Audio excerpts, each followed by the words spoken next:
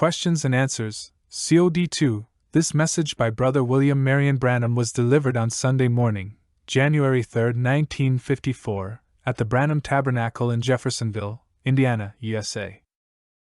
கேள்விகளும் பதில்களும் COD 2. இந்தச் செய்தியானது சகோதரன் வில்லியம் மரியன் பிரானம் அவர்களால் 1954 வருடம் ஜனவரி மாதம் 3ஆம் தேதி ஞாயிற்றுக்கிழமை காலையில் அமெரிக்கா, இந்தியானா, ஜெபர்சன்வில்லிலுள்ள பிரானம் கூடாரத்தில் அளிக்கப்பட்டது.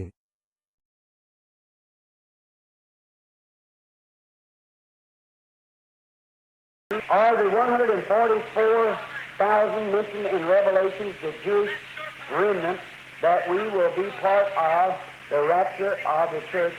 வெளிப்படுத்தின விசேஷத்தில் குறிப்பிடப்பட்டுள்ள மீதியான யூதர்களில் நாம் 144,000 பேர் சபை எடுக்கப்படுதலில் பங்கு கொள்வார்களா?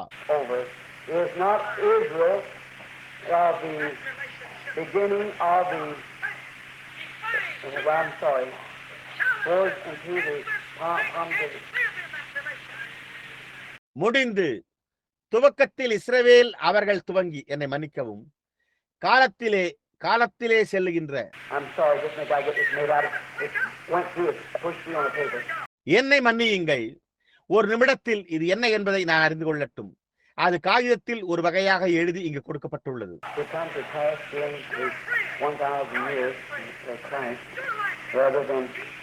That man can live as these modern religious yes sir. இந்த நவீன மதவாதிகள் நமக்கு சொல்லுகிறது போல மனிதனால் வாழ முடிந்ததை காட்டிலும் கிறிஸ்துவினுடைய 1000 வருட நேரத்தில் இது சம்பவிக்குமா? ஆமையா. இப்பொழுது இது சரியாக புரிந்து கொள்ளும்படியாக அப்படியே ஒரு நிமிடம் இருங்கள். இந்த கேள்வி அந்த 144,000 பேர் நம்மில் மீதியான முதலில் அந்த ஒன்றின் பேரில் நம்மை சரி செய்து கொள்ள நான் விரும்புகிறேன். அதை குறித்து நீங்கள் நிச்சயமாக இருக்க பாருங்கள். அந்த 144,000 பேர்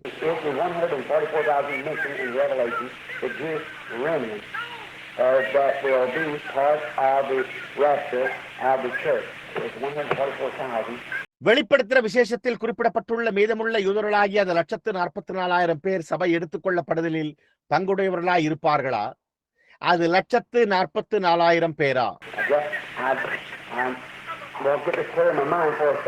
இப்பொழுது நான் இதை துவங்குவதற்கு முன் நான் இதை என் மனதில் தெளிவாய் பெற்றிருக்க விரும்புகிறேன்.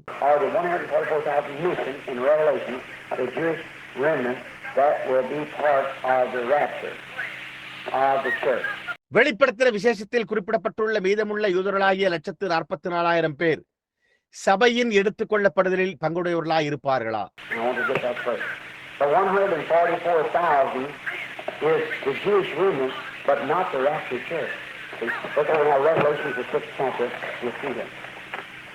இதை நான் முதலில் எடுத்துக்கொள்ள விரும்புகிறேன். அந்த 144,000 பேர் மீதமுள்ள யூதர்களாவர். ஆனால் அவர்கள் எடுத்துக்கொள்ளப்பட்ட சபை அல்ல. புரிகிறதா? வெளிப்படுத்தின விசேஷம் 6ஆம் அதிகாரத்தில் அதை நீங்கள் காணலாம்.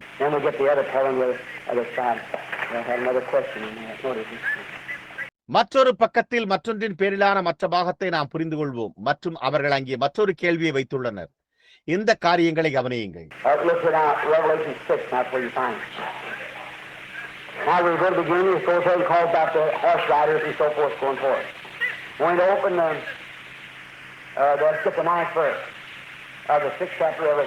சரி, இப்பொழுது இங்கே பாருங்கள். வெளிப்படுத்தின விசேஷம் 6இல் இப்பொழுது அங்கேதான் நீங்கள் அதை கண்டறிகிறீர்கள். புரிகிறதா? இப்பொழுது நாம் ஆரம்பிக்க போகிறோம்.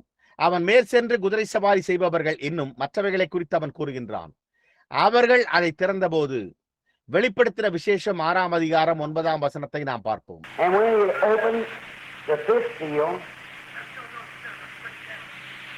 அவர் 5ஆம் முத்திரையை உடைத்த போது நான் தவறு செய்து விட்டேன். நான் தவறான அதிகாரத்தை எடுத்து விட்டேன். அது 7வது அதிகாரம். இவைகளுக்கு பின்பு பூமியின் 4 திசைகளிலும் 4 தூதர்கள் நின்று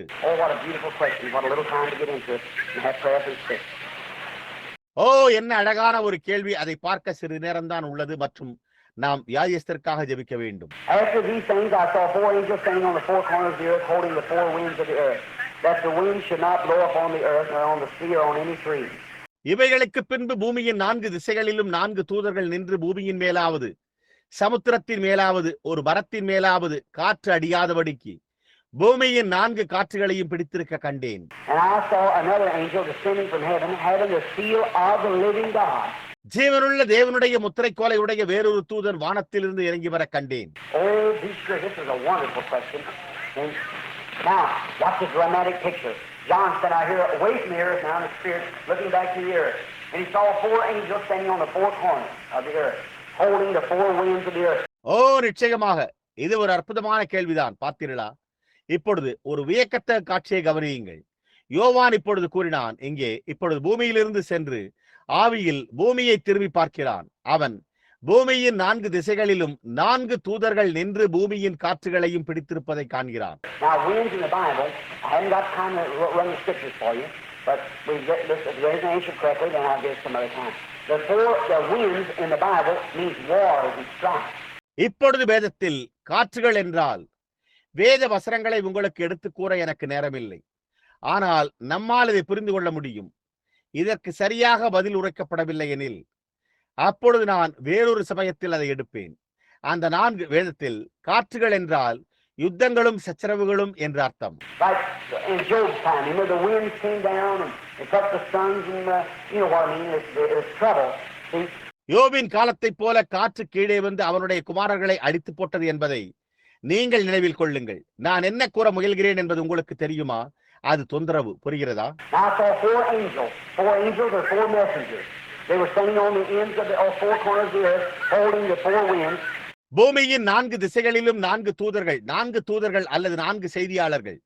அவர்கள் அந்த மூலைகளில் நின்று கொண்டு அல்லது பூமியின் 4 திசைகளிலும் நின்று கொண்டு அவர்கள் பூமியின் 4 காற்றுகளையும் பிடித்திருக்க கண்டேன். And he cried with a loud voice to the 4 angels to whom it was given to hurt the earth and the sea. Now that's the coming of the Lord. What he's speaking of, see? அவன் பூமியையும் சமுத்திரத்தையும் சேதப்படுத்துகிறதற்கு அதிகாரம் பெற்ற அந்த 4 தூதரையும் நோக்கி இப்பொழுது அது கர்த்தருடைய வருகையை அதை குறித்து அவன் பேசிக் கொண்டிருக்கிறான். புரிகிறதா? Saying, hurt not the earth, neither the sea, nor the trees, so we have sealed the servants of our God in their forehead. Servants. நாம் நமது தேவனுடைய ஊழியக்காரரின் நெற்றியில் முத்திரை போட்டு தீர்மளவும் பூமியையும் சமுத்திரத்தையும் மரங்களையும் சேதப்படுத்தாதிருங்கள் என்று மகா சத்தமிட்டு கூப்பிட்டான் ஊழியக்காரர். I remember, the church is not his servants. We are his sons, not his servants. The Jew is always his servant. The church has never been his servants. It's been his children. See? The servants. இப்பொழுது சபையானது அவருடைய ஊழியக்காரர்கள் அல்ல என்பதை நினைவில் கொள்ளுங்கள். நாம் அவருடைய குமாரர், அவருடைய ஊழியக்காரர் அல்ல. யூதர்கள் தான் எப்பொழுதுமே அவருடைய ஊழியக்காரராய் இருந்து வந்துள்ளனர். சபையானது அவருடைய ஊழியக்காரராக ஒருபோதும் இருந்ததில்லை. அது அவருடைய பிள்ளைகளாய் இருந்தது. புரிகிறதா? அந்த ஊழியக்காரர். And I heard the number of them were sealed, and there were sealed 144,000, all of the tribes of the children of Israel. Now look, all Jews. முத்திரை போடப்பட்டவர்களின் தொகையை சொல்ல கேட்டேன். இஸ்ரவேல் புத்திரருடைய சகல கோத்திரங்களிலும் முத்திரை போடப்பட்டவர்கள் 144,000 பேர். இப்பொழுது கவனியுங்கள், எல்லோரும் யூதர்கள். Now what? Of the tribe of Judah sealed 12,000, the tribe of Reuben 12, tribe of Gad 12, Asher 12, and of Nephilim 12, and on down. இப்பொழுது கவனியுங்கள், யூதா கோத்திரத்தில் முத்திரை போடப்பட்டவர்கள் 12,000, ரூபன் கோத்திரத்தில் 12,000, காத் கோத்திரத்தில் 12,000, ஆசேர் கோத்திரத்தில் 12,000, நப்தலி கோத்திரத்தில் 12,000 மற்றும் கீழே தொடர்ந்து Simeon 12, and Asher 12, and Zebulun 12, and Benjamin 12, and 12 tribes of Israel, so 12 times 12 is what? 144,000, or what? All of the tribes of the children of Israel. Now what? Them were servants of God. Simeon கோத்திரத்தில் 12,000, ஆசேர் கோத்திரத்தில் 12,000, செபுலோன் கோத்திரத்தில் 12,000, பென்யமீன் கோத்திரத்தில் 12,000, இஸ்ரவேலின் 12 கோத்திரங்கள். ஆகவே 12 என்ன 1,44,000. இப்பொழுது இஸ்ரவேல் புத்திரரின் எல்லா கோத்திரத்தாரையும் கவனியுங்கள். அவர்கள் தேவனுடைய ஊழியக்காரராய் இருந்தனர் என்பதை இப்பொழுது கவனியுங்கள். இப்பொழுது ஒருவேளை உங்களுக்கு நான் இதை தெளிவாக்க கூடும். இப்பொழுது கவனியுங்கள். After this, Behold, and lo, I saw a great multitude which no man could number. Now here's another group.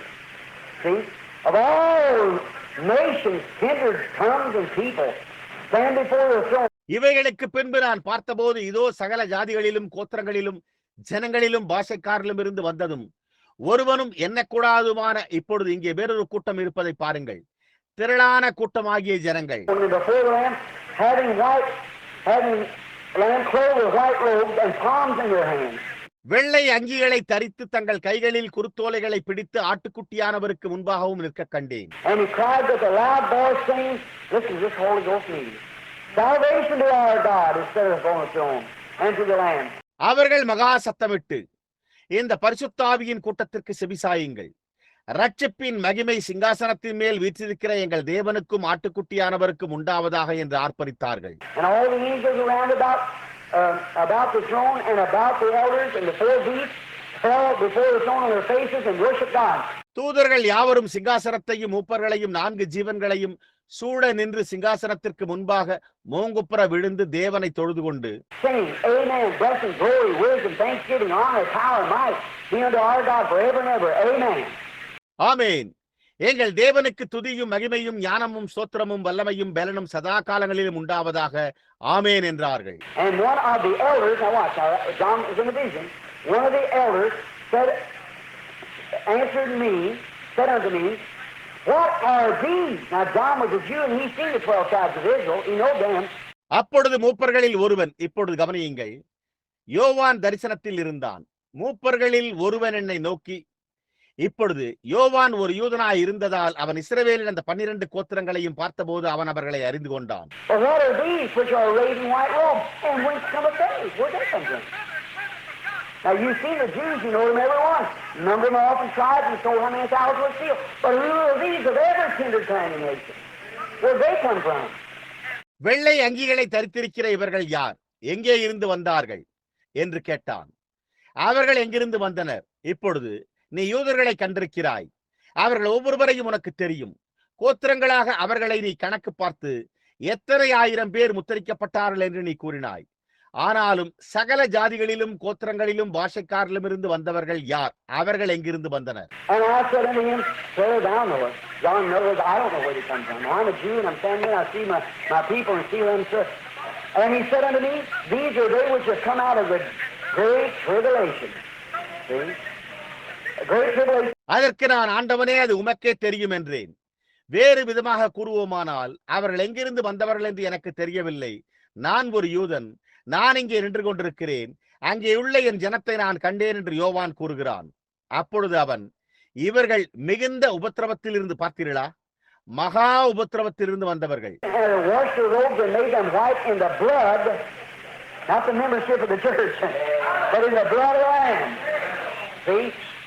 இவர்கள் தங்கள் அங்கிகளை ஆட்டுக்குட்டியானவருடைய ரத்தத்திலே சபைகளில் அங்கத்தினர்கள் ஆவதன் மூலம் அல்ல, ஆனால் ஆட்டுக்குட்டியானவருடைய ரத்தத்திலே தோய்த்து வெளுத்தவர்கள். பார்த்தீர்களா?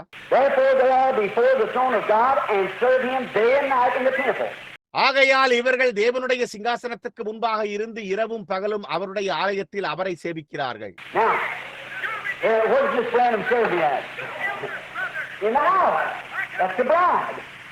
It's Neville, that's where she's staying.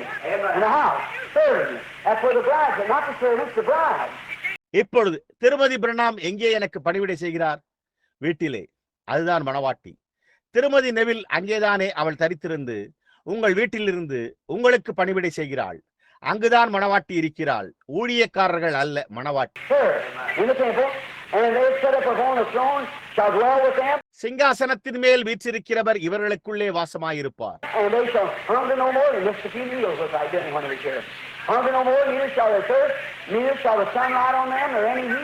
அவர்கள் இனி பசி அடைவதும் இல்லை. அவர்கள் இங்கே இருக்கையில் அவர்கள் சில வேளை தங்கள் உணவை அவர்கள் இழந்திருக்கலாம். அதை போல் காணப்பட்டனர். அப்படித்தானே? இனி பசி அடைவதும் இல்லை, இனி தாகமடைவதும் இல்லை, வெயிலாவது உஷ்ணமாவது இவர்கள் மேல் படுவதில்லை.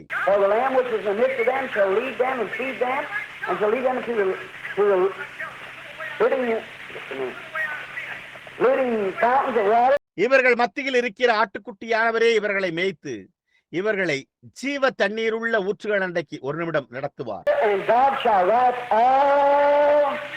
tears. That's a crying bunch you got in there. From their eyes, see? தேவன் தாமே இவர்களுடைய கண்ணீர் அங்கே சென்றிருந்த மக்கள் அழுது கொண்டிருந்த கூட்டமாயிருந்தனர். யாவையும் துடைப்பார் என்றான். பார்த்தீர்களா? Now, notice. They were hungered and thirsted and cried and mourned and begged and come out of tribulation and said, look at what's going on. Oh, they're crazy. Oh, my, see? But they cried and they begged. They didn't fuss and stew and they just cried and begged. And, see? And they had all kindred tongues and nations. இப்பொழுது கவனியுங்கள். அவர்கள் பசி உள்ளவர்களாயும் தாகமுள்ளவர்களாயும் அழுதும் முனகியும் கதறியும் உபத்திரவத்திலிருந்து வெளிவந்தவர்களாயும் இருந்தனர். அந்த பரிசுத்த உருளையர் கூட்டத்தை பாருங்கள். ஓ, அவர்கள் பைத்தியக்காரர்கள் என கூறப்பட்டது. ஓ என்னே, ஆம், புரிகிறதா? ஆனால் அவர்கள் அழுதனர் மற்றும் அவர்கள் கதறினர். அவர்களுக்கு சண்டையோ சச்சரவோ ஏற்படவில்லை. அவர்கள் அழுது கதற மாத்திரம் செய்தனர். மேலும் பாருங்கள், அவர்கள் சகல ஜாதிகளும் கோத்திரரும் பாஷைக்காரருமாயிருந்தனர். Now the 144,000 was the Jews. Abraham was God's servant. The Jews has always been God's servants. The Gentile has never been his servant. இப்பொழுது இந்த 144,000 பேர் யூதர்களாயிருந்தனர். ஆபிரகாம் தேவனுடைய ஊழியக்காரனாயிருந்தான். யூதர்கள் எப்போதுமே தேவனுடைய ஊழியக்காரர்களாயிருந்தனர். புறஜாதியார் அவருடைய ஊழியக்காரர்களாய் எப்போதும் இருந்ததில்லை. Now, just I have to hurry through this now because we got 2 or 3 more. I'll hurry just as quick as I can, not to try to overrun these, but I'll come right back and get them again next Sunday, so Lord willing, and spend more time on it. இப்பொழுது இதை சீக்கிரமாக கடந்து செல்வோம். ஏனெனில் நம்மிடையே இன்னும் 2 அல்லது 3 கேள்விகள் உள்ளன. என்னால் முடிந்த அளவிற்கு வேகமாக இவைகளை கடந்து செல்வேன். ஆனால் நான் திரும்பவும் வந்து அடுத்த ஞாயிறன்று கர்த்தருக்கு சித்தமானால் இவைகளின் பேரில் அதிக நேரம் செலவிடுவேன். But look, now he saw all 4 corners of the earth. There's angels coming on 4 corners of the earth. I thought it was round. I don't keep it on 4 corners. All right. ஆனால் இப்பொழுது கவனியுங்கள், அவன் பூமியின் 4 திசைகள் யாவையும் கண்டான். பூமியின் 4 திசைகளிலும் 4 தூதர்கள் நிற்பதை அவன் கண்டான். இப்பொழுது நீங்களோ அது வட்டமாக இருந்தது என்று நான் எண்ணினேன் என்று கூறலாம். நீங்கள் பாருங்கள், அதனால் அங்கு 4 திசைகள் இருக்கக்கூடாது என்பதல்ல. சரி. Now, on 4 corners of earth, holding the 4 winds of the Lord, here went the winds, blowing in the waters and strife to come all over the world. When did that ever happen? Never until the First World War. Holding the winds, and they were striving, going in to take the work. இப்பொழுது பூமியின் 4 திசைகளிலும் 4 காற்றுகளையும் பிடித்திருக்க கண்டேன். வேறு விதமாக கூறினால், உலகம் முழுவதும் போரிலும் சச்சரவிலும் இந்த காற்றானது சென்று வீசினது. அது எப்பொழுதாவது நிகழ்ந்துள்ளதா? முதலாம் உலகப் போர் ஆரம்பிக்கும் வரை அது நிகழவில்லை. காற்றுகளையும் பிடித்திருக்க கண்டேன். உள்ளே செல்லாதபடிக்கு அவர்கள் கடினமாக பிரயாசப்பட்டுக் கொண்டிருந்தனர். And now here come another one. Now if you watch and refer to that angel, he's the same angel that come out in Ezekiel 9 when the men come from the higher gates of slaughtering weapons and going through Jerusalem to slaughter the Jews. Remember? இப்பொழுது இங்கே வேறொருவன் வருகிறான். இப்பொழுது அந்த தூதனை குறித்து நீங்கள் கவனிப்பீர்களானால், எசேக்கியேல் 9 புருஷர் தங்கள் கைகளிலே வெட்டுகிற ஆயுதங்களை பிடித்துக் கொண்டு எருசலேம் முழுவதுமாக யூதர்களை வெட்டுவதற்காக வாசலில் இருந்து புறப்பட்ட போது இதே தூதன் தான் அங்கே வந்தான். அது உங்களுக்கு நினைவிருக்கிறதா? He says, hold it, stop it. So you go through the city and put a mark on every forehead with sighs and cries for the abominations done in the city. Is that right? அவன், நிறுத்து, நீ நகரமெங்கும் உருவப்போய் அதற்குள்ளே செயல்படுகிற சகல அருவருப்புகள் நிமித்தம் பெருமூச்சு விட்டு அடிக்கிற மனுஷரின் நெற்றிகளில் அடையாளம் போடு என்றான். அது சரிதானே? Then after he did that, then he let him go in his slaughters. That was the persecution of the Titus. Now, he sees the same angel come forth again, coming from the east, from where Jesus shall come, and he has the seal of the living God. Glory. அதன் பிறகு அவன் அதை செய்த பிறகு அதன் பின்னர் அவர்கள் சென்று படுகொலைகளை செய்ய அவன் அனுமதித்தான். அது தீத்துவின் கீழ் நிகழ்ந்த துன்பமாயிருந்தது. இப்பொழுது நீங்கள் பாருங்கள், கிழக்கிலிருந்து வருகிறவனும் அதே தூதன் தான் என்பதை நீங்கள் கவனியுங்கள். அங்கிருந்துதான் இயேசு வருவார். அவன் ஜீவனுள்ள தேவனுடைய முத்திரையை வைத்திருக்கிறான். மகிமை. Now what is the seal of the living God? Oh, that is a big dispute in the world today. Some say it's keeping the Sabbath day, some say they're doing this and that. But the Bible said the Holy Spirit is the seal of God. இப்பொழுது ஜீவனுள்ள தேவனுடைய முத்திரை என்றால் என்ன? ஓ, அது உலகத்திலே மிகவும் சர்ச்சைக்குரிய ஒன்றாக இன்று இருக்கின்றதல்லவா? சிலர் அது ஓய்வு நாள் என்று சொல்லிக் கொண்டிருக்கின்றனர். சிலர் அது இதை மற்றும் அதை செய்வதுதான் என்று கூறுகின்றனர். ஆனால் வேதம் பரிசுத்த ஆவிதான் தேவனுடைய முத்திரை என்று கூறுகின்றது. Ephesians 4:30 says, "Grieve not the Holy Spirit of God, whereby you are sealed until the day of your redemption." Amen. See? All right. It's the Holy Spirit. எபேசியர் 4:30. அன்றியும் நீங்கள் மீட்கப்படும் நாளுக்கென்று முத்திரையாக பெற்ற தேவனுடைய பரிசுத்த ஆவியை துக்கப்படுத்தாதிருங்கள் என்று கூறுகின்றது. புரிகிறதா? சரி, அதுவே பரிசுத்த ஆவி. Then what comes? Now look, oh, when I think of this, my heart jumps. Now it said, hold the forewarnings until. In other words, we seal the servants of our God in their forehead. பிறகு என்ன வருகின்றது? இப்பொழுது கவனியுங்கள். ஓ, இதை குறித்து நான் நினைக்கையில் என் இருதயம் துள்ளி குதிக்கின்றது. இப்பொழுது அவன் 4 காற்றுகளையும் அசையாதபடிக்கு அப்படியே பிடித்திருங்கள் என்று கூறுகிறான். வேறொரு வார்த்தையில் கூறுவோமானால், நாம் நமது தேவனுடைய ஊழியக்காரரின் நெற்றிகளில் முத்திரை போட்டு தீருமளவும். The servants, the Jews. John turns it, I've seen 144,000 sealed away. Now the winds all started in, and they would have covered the earth, and the Babylonian would have took place in the First World War. அந்த ஊழியக்காரர்கள், அந்த யூதர் யோவான் திரும்பி முத்திரை போடப்பட்ட 144,000 பேர்களை நான் கண்டேன் என்று கூறினான். இப்பொழுது காற்று அடிக்க ஆரம்பித்து பூமியை முழுவதுமாக நிரப்பி முதலாம் உலகப் போரின் போது அர்மகதான் யுத்தம் நிகழ்ந்திருந்திருக்கும். ஆனால் But I have to get another scripture here to show you. Jesus talked about the people that he said some come in at 1 hour, another hour, and there's 11th hour people. The 11th hour people. Now you who are spiritual, read between the lines because we got to jump here and hurry. இப்பொழுது உங்களுக்கு காண்பிக்கத்தக்கதாக வேறொரு வேத வாக்கியத்தை நான் வைத்திருக்கிறேன். இயேசு அந்த மக்களை குறித்து பேசினார். அவர், சிலர் 1ஆம் மணி வேளையில் வருவர், சிலர் வேறொரு மணி வேளையில் வருவார்கள். அவர்கள்தான் 11ஆம் மணி வேளையில் வந்தவர்கள், 11ஆம் மணி வேளை மக்கள் என்று கூறினார். இப்பொழுது ஆவிக்குரியவர்களாகிய நீங்கள் உண்மையான அர்த்தத்தை புரிந்து கொள்ளுங்கள். ஏனென்றால் நான் துரிதமாக இங்கும் அங்குமாக தாவ வேண்டியவனாய் இருக்கிறேன். Now the first come in and receive a penny, the next come in and receive a penny, and the 11th hour people got the same penny that they began at the first. Is that right? The 11th hour. இப்பொழுது கவனியுங்கள். 11ஆம் மணி வேளை மக்களே, உள்ளே வாருங்கள். ஆகவே சரியாக இப்பொழுது 1ஆம் மணி வேளையில் வந்தவர்கள் வந்து கூலியை பெற்றுக் கொண்டார்கள். அடுத்ததாக வந்தவர்களும் கூலியை பெற்றுக் கொண்டார்கள். 11ஆம் மணி வேளையில் வந்தவர்களும் 1ஆம் மணி வேளை மக்கள் பெற்ற அதே கூலியை பெற்றுக் கொண்டனர். அது சரிதானே? 11ஆம் மணி வேளை. Now what the Jews and our post authority now. Now when the First World War comes, we'll tuck every Jew that scatters all the nations, like the first scripture that today was asked, how he scattered them above all nations. There you all are, and here come the winds coming into Jerusalem everywhere. A world war. இப்பொழுது கவனியுங்கள். யூதர்கள் தான் நாம் பின்பற்றும் தூரத்தை காட்டும் அடையாள தூரக்கம்பம். இப்பொழுது 1ஆம் உலகப் போர் நிகழ்ந்தபோது ஒவ்வொரு யூதனும் அவர்கள் பல நாடுகளுக்கு சிதறி செல்லும்படியானது.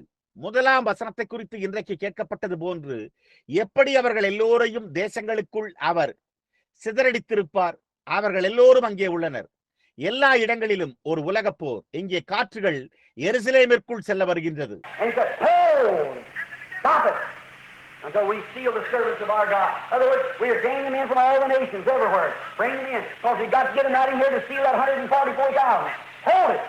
ஆகவே அவன், நாம் நமது தேவனுடைய ஊழியக்காரரின் நெற்றிகளில் முத்திரை போட்டு தீர்மானமும் நிறுத்துங்கள், பிடித்திருங்கள் என்றான். வேறொரு விதமாக கூறினால், நாம் அவர்களை எல்லா இடத்திலிருந்தும் எல்லா நாடுகளிலிருந்தும் அவர்களை கொண்டு வருகிறோம். ஏனென்றால் 144,000 பேரை முத்திரை போடத்தக்கதாக நாம் அவர்களை சரியாக உள்ளே கொண்டு செல்ல வேண்டும். பிடித்துக் கொண்டிருங்கள். And the World War I stopped on the 11th month of the year, the 11th day in the month, the 11th hour in the day. At the 11th hour people could come in, the last call for the Jews. ஆகவே 11ஆம் மணி நேர மக்கள் உள்ளே வரத்தக்கதாக முதலாம் உலகப் போரானது அந்த வருடத்தின் 11ஆம் மாதத்தின் 11ஆம் நாளில், அந்த நாளின் 11ஆம் மணி வேளையில் முடிவுற்றது. யூதனுக்கு விடுக்கப்படுகின்ற கடைசி அழைப்பு.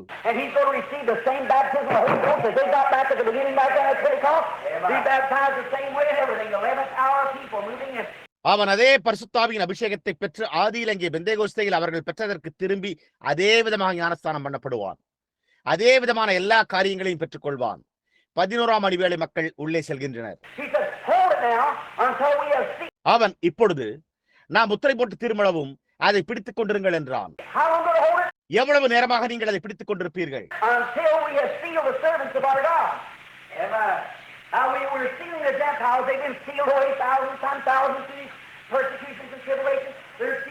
நாம் நமது தேவனுடைய ஊழியக்காரரை முத்திரை போட்டு திருமணவும் பொறுத்திருங்கள். இப்பொழுது நாம் புறஜாதிகளை முத்திரிக்கின்றோம். அவர்கள் 1000 பேர் இந்த பாடுகளின் மூலமும் மற்றும் உபத்திரவங்களின் மூலமும் அவர்கள் முத்தரிக்கப்பட்டனர். Wait a minute. Just a minute. Don't let the time come till we seal his servant. And he sealed 144,000. ஆனால் ஒரு நிமிடம் பொறுத்திடுங்கள், ஒரு நிமிடம் மாத்திரம் பொறுங்கள். நாம் இந்த ஊழியக்காரரை முத்தரிக்கும் வரை அந்த நேரத்தை வரவிடாதிருங்கள். ஆகவே அவன் 144,000 பேரை முத்தரித்தான். Then the winds was let loose again. Now, notice, and since the First World War, there has constantly been a persecution against the Jews.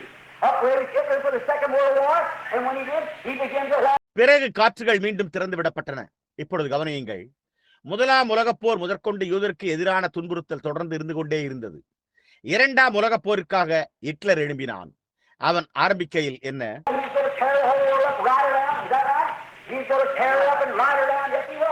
அவன் முழு உலகத்தையே கிழித்து எறிய புறப்பட்டான். அது சரிதானே?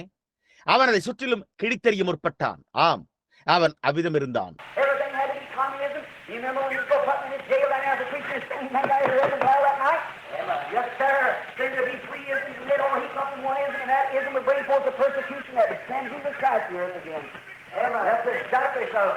எல்லாமே கம்யூனிசமாக இருக்க வேண்டியதா இருந்தது. இங்கே என்னை நீங்கள் சிறையில் அடைக்கப் போவதா இருந்தது உங்களுக்கு நினைவிருக்கிறதா? அந்த இரவில் ரெட்மேன் மன்றம் என்ற இடத்திலே இதே காரியத்தை குறித்துதான் நான் பேசிக் கொண்டிருந்தேன். ஆமையா, அங்கே 3 கொள்கைகள் தோன்றும். அவையெல்லாம் சேர்ந்து ஒரு கொள்கை ஆகிவிடும். அந்த கொள்கை ஒரு துன்புறுத்தலை கொண்டு வந்து இயேசு கிறிஸ்துவை மறுபடியுமாக பூமிக்கு அனுப்பும் என்று கூறினேன். அது சரியாக அவ்வண்ணமாகவே இருக்கிறது.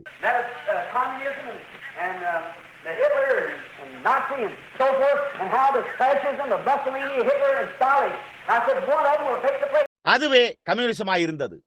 மற்றும் ஹிட்லர் மற்றும் நாசி இன்னும் மற்றவை, முசோலினுடைய பாசிச கொள்கை மற்றும் ஹிட்லர், ஸ்டாலின், நான் அவைகளில் ஒரு காரியம் நிகழ்ந்தேறும்.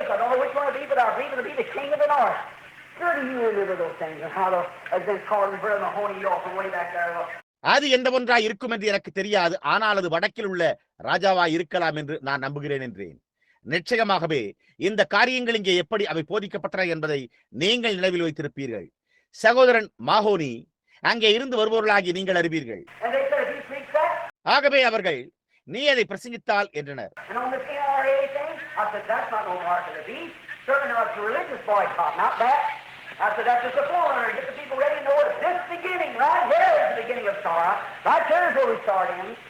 இந்த NRA குறித்த காரியம், நான் அது மிருகத்தின் முத்திரை அல்ல, நிச்சயமாகவே அல்ல. அது ஒரு மத சம்பந்தமான புறக்கணிப்பு. அது அதுவல்ல என்றேன். நான் அதுவே ஜனங்களை ஆயத்தப்படுத்தும்படியான ஒரு முன்னோடியாய் உள்ளது என்றும், இது ஆரம்பம் என்றும், துன்பத்தின் ஆரம்பம் இங்கே உள்ளது என்றும், இங்கே இருந்துதான் நாம் ஆரம்பிக்க வேண்டும் என்று அறிந்திருக்கிறோம்.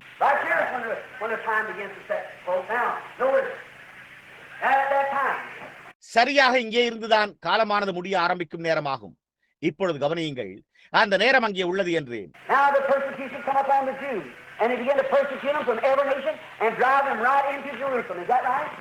Everyone, they're going out, and you will have 144,000. Look over here a little farther in Revelation. Where John. இப்பொழுது யூதர்கள் மேல் துன்புறுத்தல் வருகிறது. அவர்கள் ஒவ்வொரு தேசத்தில் இருந்தும் இவர்களை துன்புறுத்த தொடங்கி சரியாக அவர்கள் எருசலேமிற்குள் விரட்டப்படுகின்றனர். சரிதானே? ஒவ்வொருவரும் அவர்கள் சரியாக இருக்க போவது. ஆகவே அவர் 144,000 பேரை உடையவராயிருப்பார். இங்கு வெளிப்படுத்துகிற விசேஷத்தில் இன்னுமாய் சற்று பாருங்கள். யோவான்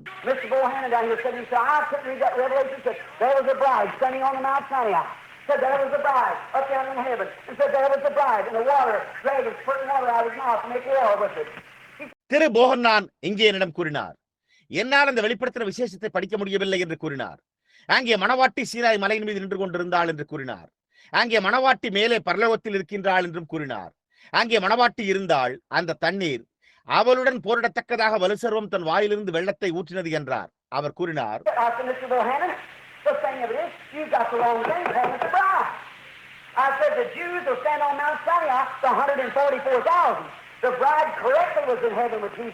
நான் திருபோகன்னான், அது குறித்த காரியம் என்னவென்றால் நீங்கள் தவறாக புரிந்து கொண்டு அதை மணவாட்டி என்று அழைக்கிறீர்கள் என்றேன். நான் அந்த 144,000 பேர்களான அந்த யூதர்கள் சீனாய் மலையின் மீது நிற்பார்கள். மணவாட்டி சரியாக இயேசுவுடன் பரலோகத்தில் இருப்பாள்.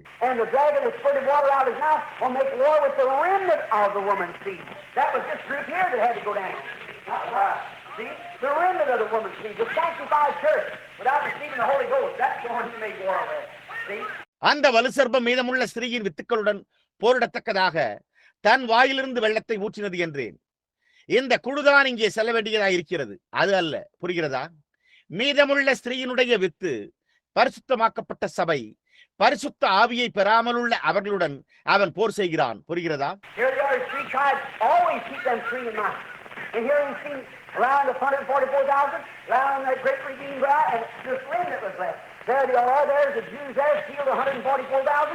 இதோ அவர்கள் இருக்கிறார்கள், 3 கோத்திரங்களாக உள்ளனர்.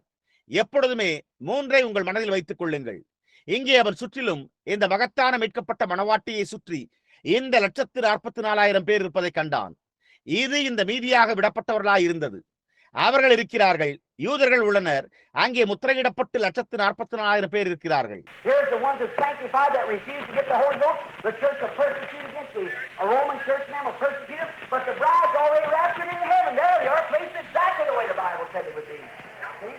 இங்கே பரிசுத்தமாக்கப்பட்டு பரிசுத்த ஆவியை பெற மறுத்தவர்கள் உள்ளனர்.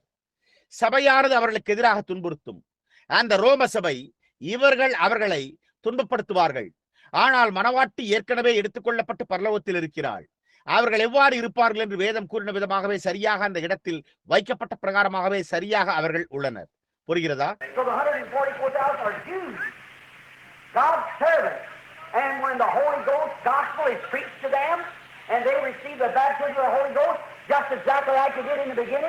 ஆகவே இந்த 1,44,000 பேர் யூதர்கள் ஆவர், தேவனுடைய ஊழியக்காரர். ஆகவே பரிசுத்த ஆவியின் சுவிசேஷம் அவர்களுக்கு பிரசங்கிக்கப்படும் போது, ஆதியில் அவர்கள் பெற்றுக் கொண்டது போல இவர்களும் பரிசுத்த ஆவியை பெற்றுக் கொள்ளும் போது,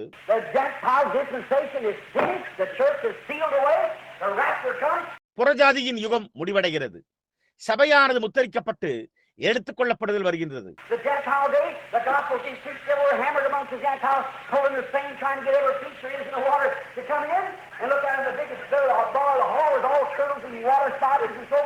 புறஜாதிகளின் நாட்களிலே சுவிசேஷமானது எல்லா இடங்களிலும் பிரசங்கிக்கப்பட்டு புறஜாதிகளிடையே ஆணித்தரமாக கூறப்பட்டு அங்கே தண்ணீரில் இருக்கும் ஒவ்வொரு மீனையும் பிடிக்க முயற்சித்து வலைவீசி எடுத்தனர். அவைகளை பாருங்கள், அந்த பெரிய ஆமைகள், தண்ணீர் ஜந்துக்கள், இன்னும் மற்றவை பிடிக்கப்பட்டன.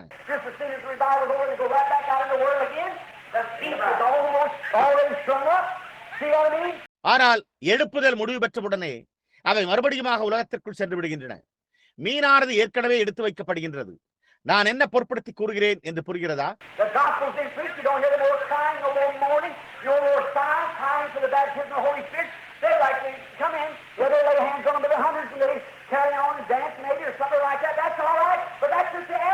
சுவிசேஷமானது பிரசங்கிக்கப்பட்டுள்ளது. பரிசுத்த ஆவியின் அபிஷேகத்திற்காக அழுதல், கதறுதல், முனகுதல் போன்றவைகளை இப்பொழுது நீங்கள் கேட்பதில்லை. அவர்கள் உள்ளே வந்து நூற்றுக்கணக்கானவர்கள் மேல் கைகளை வைக்க விரும்புகின்றனர். அவர்கள் நடனமாடி ஒருவேளை அல்லது இன்னும் இதை போன்ற மற்ற காரியங்களை தொடர்ந்து செய்ய விரும்புகிறார்கள். அது எல்லாம் சரியே, ஆனால் அதெல்லாம் வெறும் தன்மைகள் ஆகும்.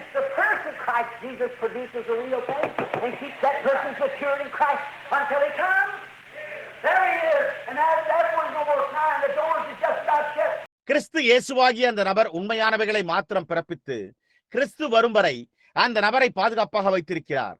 அப்படித்தான் அவர் இருக்கின்றார். இப்பொழுது அந்த காரணத்தினால்தான் அழுதல் போன்றவை இல்லை. கதவானது மூடப்படுகின்ற நிலையில் இருக்கின்றது.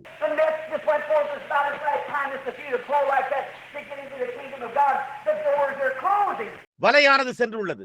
அது கடைசி முறையாக செல்கின்றது. சிலரை தேவனுடைய ராஜ்யத்தில் இழுக்கத்தக்கதாக செல்கின்றது. கதவுகள் மூடப்படுகின்றன.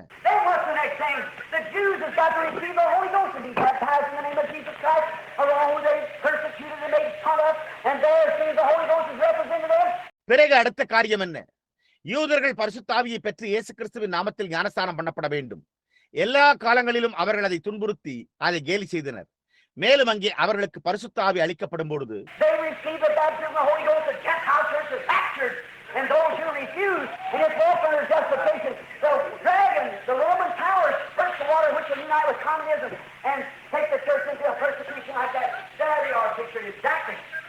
அவர்கள் பரிசுத்த ஆவியின் அபிஷேகத்தை பெறுகின்றனர். புறஜாதி சபை எடுத்துக் கொள்ளப்படுகின்றது. அதை மறுத்தவர்கள், நீதிமானாக்கப்படுதலில் மாத்திரமே நடந்தவர்கள், அந்த வலுசர்பம் ரோம அதிகாரம் வெள்ளத்தை ஊற்றி அதன் வாயிலாக கம்யூனிசத்துடன் இணைந்து சபையை அந்த விதமாக ஒரு துன்பத்தில் ஆழ்த்தும். அவர்கள் சரியாக சித்தரிக்கப்படுகின்றனர். see it coming. That's the reason I'm praying. That's the reason I'm crying to God. Lord, when I get to those Jews.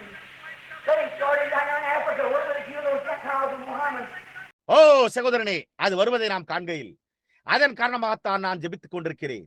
அந்த காரணத்தினால்தான் நான் தேவனிடம், கர்த்தாவே, அந்த யூதர்களிடம் நான் செல்ல விரும்புகிறேன்.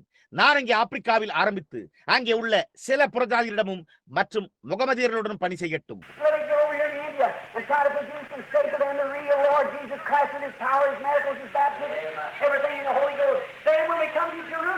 நான் இங்கே இருந்து இந்தியாவிற்கு சென்று உண்மையான கர்த்தராகிய இயேசு கிறிஸ்துவை அவருடைய அதிகாரங்களோடு, அவருடைய அற்புதங்களுடனும், அவருடைய ஞானஸ்தானத்தையும் ஒவ்வொரு காரியத்தையும் பரிசுத்த ஆவியையும் அவர்களுக்கு காண்பிக்கட்டும் என்று கதறுகிறேன். பிறகு நாம் எருசலேமிற்கு வரும்போது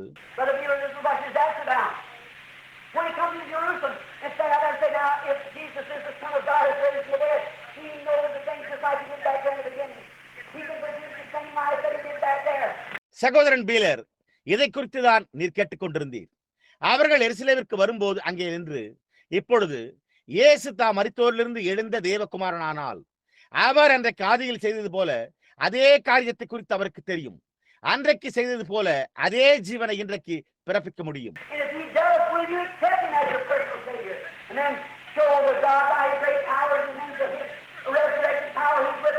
அவ்வாறே அவர் செய்வாரானால் நீங்கள் அவரை உங்களுடைய சொந்த இரட்சகராக ஏற்றுக்கொள்வீர்களா என்று கேட்போம். தேவனுடைய மகத்தான வல்லமைகளை மற்றும் அவருடைய உயிர்த்தெழுந்த வல்லமையான காரியங்கள் மூலம் அவர் நம்மோடு இருக்கிறார் என்று அப்பொழுது அவரை காண்பிப்போம்.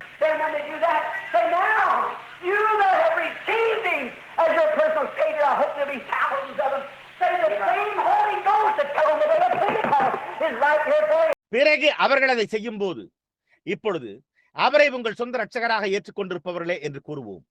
அவர்களில் ஆயிரக்கணக்கான பேர் இருப்பார்கள் என்று நான் நம்புகிறேன். பெந்தேகோஸ்தே நாளில் விழுந்த அதே ஆவிதான் இங்கே உங்களுக்காக இருக்கிறது என்று கூறுங்கள்.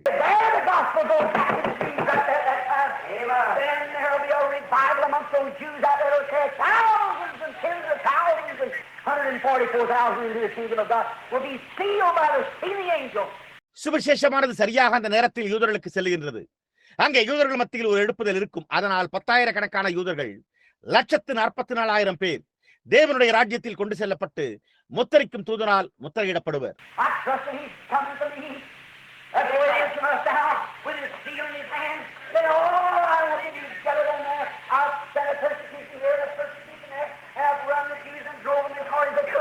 அவர் கிடக்கிலிருந்து வருகின்றார் என்று நான் நம்புகிறேன். அந்த விதமாகவே அவர் தம்முடைய கையில் அவருடைய முத்திரையுடன் நம்மிடையே இப்பொழுது வந்திருக்கிறார். பிறகு நான் அங்கே கூட்டி சேர்க்கப்பட விரும்புகிறேன். நான் இங்கே ஒரு துன்புறுத்தலையும் அங்கே ஒரு துன்புறுத்தலையும் அனுப்பியிருக்கிறேன். என்னால் முடிந்தவரை கடின பிரயாசப்பட்டு நான் யூதர்களை விரட்டி இருக்கிறேன்.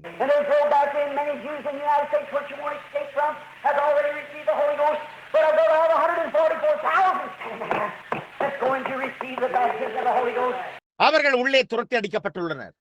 அமெரிக்க ஐக்கிய நாடுகளில் உள்ள அநேக யூதர்கள் அதிலிருந்து அவர்கள் தப்ப முடியாது. ஏற்கனவே பரிசுத்த ஆவியை பெற்றுள்ளனர்.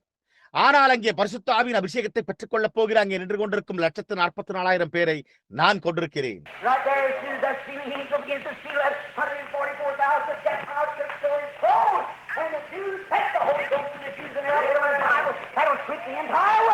சரியாக அங்கே முத்திரையிடும் தூதன் அந்த 144,000 பேரை முத்திரையிட ஆரம்பிக்கையில் புறஜாதி சபையின் கதவுகள் மூடப்படும். யூதர்கள் பரிசுத்த ஆவியை யூதர்களிடம் கொண்டு செல்வர். முழு உலகத்தையும் அசைக்கத்தக்கதான ஒரு எழுப்புதலை அவர்கள் கொண்டிருப்பர்.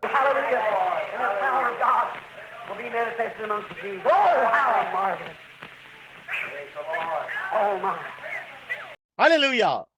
தேவனுடைய வல்லமையானது யூதர்கள் மத்தியில் வெளிப்படும். எவ்வளவு அற்புதம்! என்ன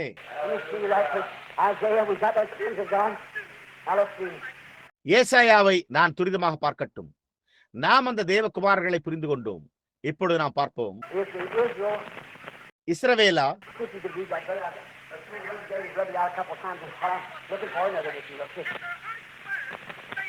பாருங்கள், நீங்கள் அதை படிப்பீர்களானால் சகோதரனே, அது ஒன்று சேர்ந்து எழுதப்பட்டுள்ளது. 2 முறைகள் அவர் அதை அடித்து விட்டார். நான் வேறொன்றை எடுக்கிறேன்.